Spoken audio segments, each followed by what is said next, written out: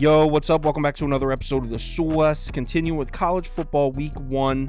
We're into Saturday now. We're talking Boise State on the road in Washington. Line opens up Huskies laying 15.5 points at home. Total opens up at 60. Let's go. Welcome to the Sauce.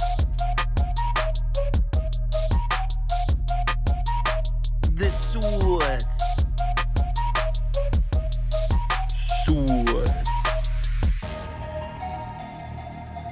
Hey, get the sauce. So like I said, line opened up Washington minus 15.5, but a lot of early action came in on Boise State, and this line dropped down to 14.5. This week, everything's been coming in on Washington. We're now looking at about 80% of the tickets and 80% of the handle on Washington as of Friday night. Let's take a quick look at the spreadsheet, and according to the model, we're looking at Washington 38, Boise State 16, so a pretty heavy lean on Washington minus the points here, but these are using last year's numbers, so take them or leave them. Let's start with some returning production numbers, and the edge goes to Washington here, returning an estimated 73% of their production, which is 22nd in the FBS compared to Boise State, who's back at 85th. But Boise State is 16th in offensive returning production, though, so it's really the Broncos' defense that took the hit. Obviously, Michael Penix Jr. back at quarterback for Washington, coming off an unbelievable season, threw for over 4,600 yards, second in the FBS, 31 touchdowns, 8 interceptions, 151.3 passer rating, a noticeable difference from the production we saw in his years in Indiana. In fact, we saw him throw more yards last year at Washington than he did in all 4 of his years at Indiana combined. Washington last year, as we know, was a complete pass-first offense. They actually led the FBS in pass yards per game, and they were 6th in the FBS in passing frequency. And I don't think we should expect to see much different this year, considering the Huskies brought back all of Penix's receiving weapons, the top 3 receivers and the tight end all back. They did lose their running back, but they brought in senior transfer from Mississippi State, Dylan Johnson, to take the carry, so they're good at RB. They did lose 3 starters on the offensive line, though, which is significant, but overall, I expect the Washington offense to operate pretty similar to what we saw last year. Good news for Boise State is defending the pass is actually the strength of their defense, at least it has been for the last couple years.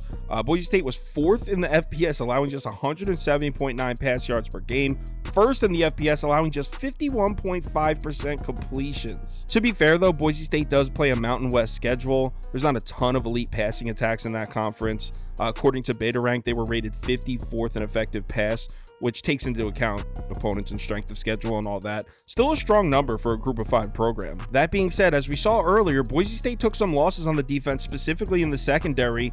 Only redshirt sophomore Rodney Robinson returns at safety. All 3 corners on the other safety from last year are gone. Since Spencer Danielson took over as defensive coordinator at Boise State, I think that was in 2021, they've had a solid pass defense, but this will definitely be his toughest test yet, with basically a brand new secondary. As much as I would love to sit here and tell you that Boise State can stop Michael Penix and this Washington passing offense, I'm just not seeing it. I mean, sure, they can put up amazing defensive numbers against Wyoming and Air Force and New Mexico, but look at the games when Boise State saw a good quarterback last year.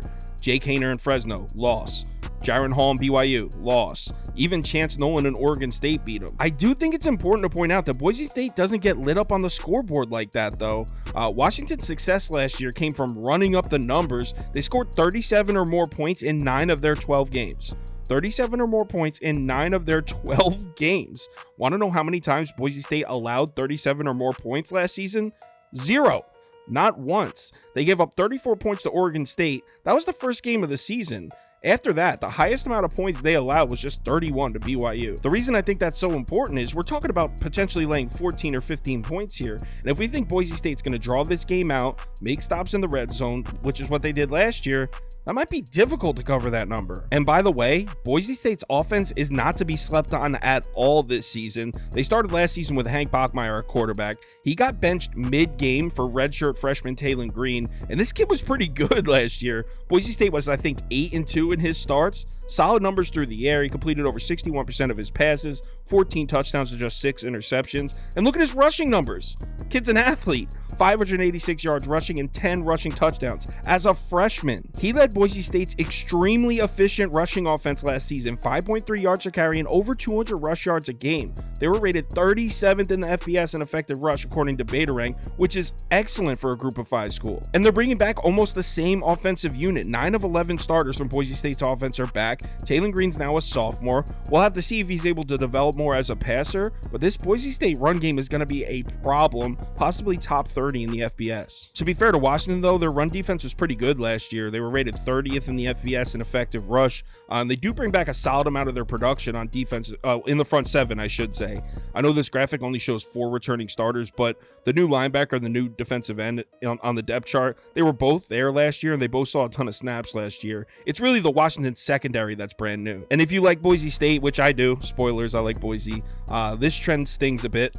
Boise State was 0-5 against the spread in their 5 non-conference games last year. Washington, a perfect 4-0. Don't love the look of that. Look, I'm not saying Boise State's going to run all over Washington on their home field. I'm not saying that. But I do think that offense is going to produce, and I think they'll move the chains and control the clock enough to keep this one close. I mean, look at Washington's wins last year. Yes, they blew out Kent State and Colorado, but if you take out those 2 games, you want to know how many 20-point FBS wins Washington had last year? 0. Not a single one. They weren't blowing teams out like that, and Boise State just isn't a team that gets blown out. I'm almost positive I'm taking the points in this one. As long as it stays above 14, I'm going to be on Boise State. I'll let you know for sure on the live show tomorrow morning, but give me Boise State plus 14.5. If you want my top play sent directly to your phone and the Discord parlay of the day, if you're interested in that stuff, head over to KyleKirms.com or download the Sauce Network app. College football week 1, first college football Saturday of the year. Very excited for it. Remember to bet responsibly, and I'll talk to you on Twitter.